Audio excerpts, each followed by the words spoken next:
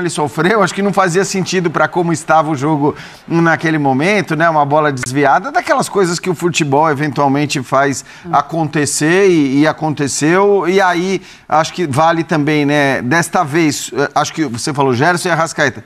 Sobre a obra de arte do Arrascaeta, acho que não precisa nem falar, né? A gente viu o gol, a maneira como ele abre o placar de um jogo que estava difícil, apesar do Flamengo ter criado muitas chances, então é o cara que encontra o novo ali. E o fato dos dois estarem em campo também permitia que Bruno Henrique e Luiz Araújo, por exemplo, estivessem no banco. Claro, o Bruno Henrique mais porque o Juninho começou como titular. Sim.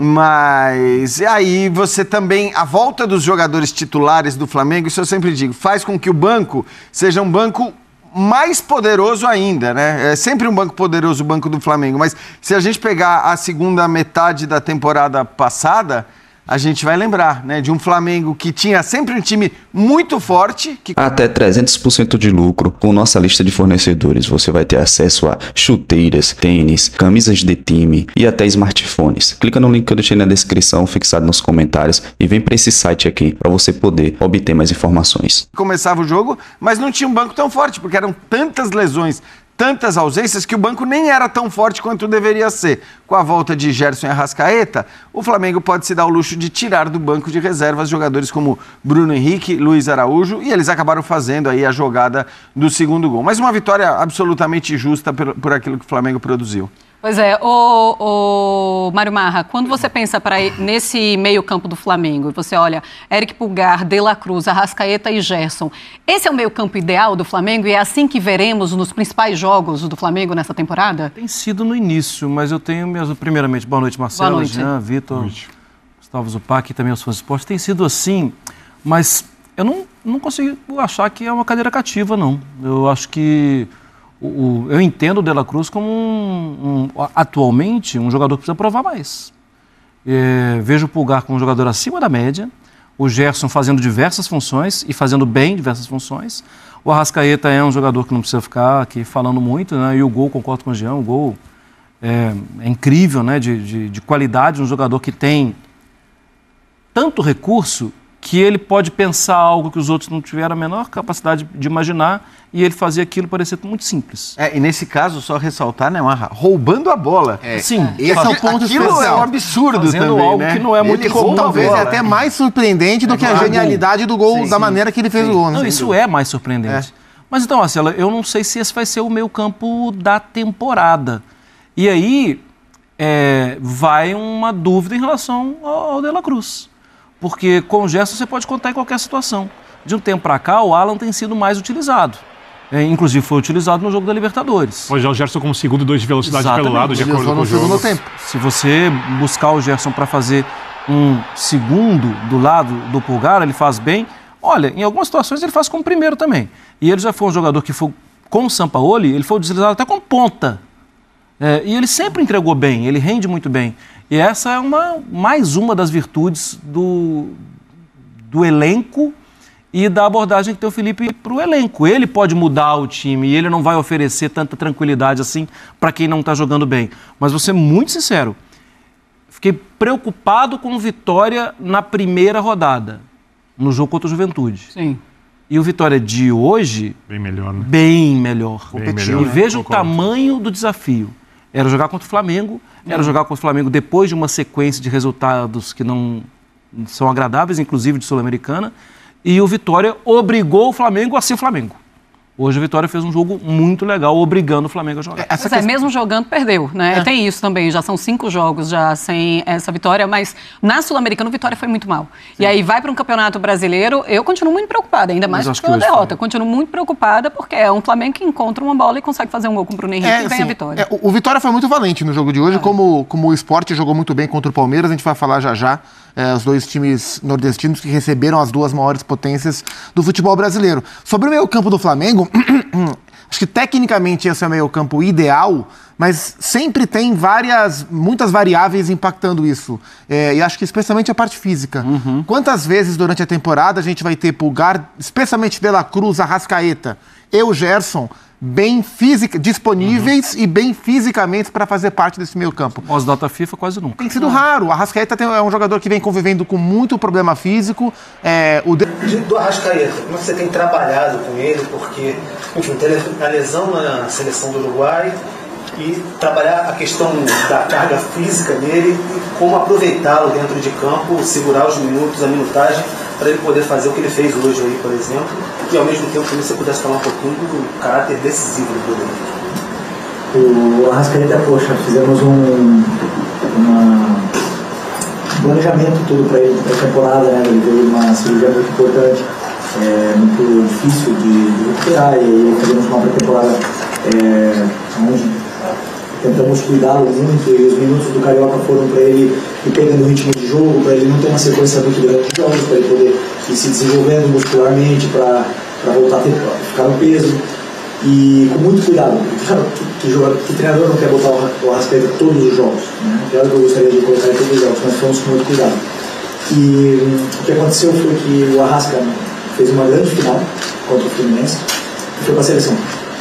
E infelizmente aí a gente perde o controle, são metodologias de treinamento diferentes, não estou dizendo nenhuma melhor nem uma pior, são metodologias diferentes, onde o corpo do atleta geram adaptações a essa nova metodologia de trabalho, de treino. Uma coisa que a gente não controla é lá ele sentiu a ruptura. Uma lesão mínima que deu condição de estar hoje disputando esse jogo tão importante. Mas ao mesmo tempo tem que cuidar, porque quando o jogador ele vai para a maca, ele descondiciona, então tem que cuidar com os minutos, tem que cuidar com a sequência, mas claro que essa versão do Arrascaeta é muito importante para a gente, porque ele é muito determinante, ele é muito diferente. E o Bruno Henrique, eu vou falar para vocês, o Bruno Henrique eu disse sempre, um cara que também voltou de lesão, jogou o primeiro jogo já de titular contra o Inter, jogou de titular depois de uma viagem, uma odisseia, e hoje estava exausto, né? Realmente ele não estava nas condições de começar o jogo, me informou isso, como outros atletas também não estavam, só que a diferença é essa, são jogadores que quando entram dão o máximo, o melhor do Flamengo e acabam decidindo um jogo que estava difícil. Felipe, boa noite, Mercedes Almeida, Fazendo TV. Você falou sobre valorizar, né, esses dois resultados depois de uma viagem tão desgastante. Eu queria saber o que você pode tirar de positivo desses 3 pontos conquistados na Libertadores, 3 pontos conquistados no Brasileiro, numa realidade complicada que foi a viagem tanto para a Venezuela e para cá, e também o que você tira de aprendizado para os próximos jogos evoluir do time, além de querer saber se o Pedro vai estar à disposição no próximo jogo. Sempre, cada jogo que a gente joga, não digo que é um aprendizado, mas o jogo é um guia. O jogo é um guia de onde a nossa equipe ela deve ser corrigida, onde a gente deve evoluir, os pontos a trabalhar, e eles vão dando pistas, né? Esses jogos eles vão dando pistas pra gente. O jogo da Venezuela foi um jogo onde foi atípico, né?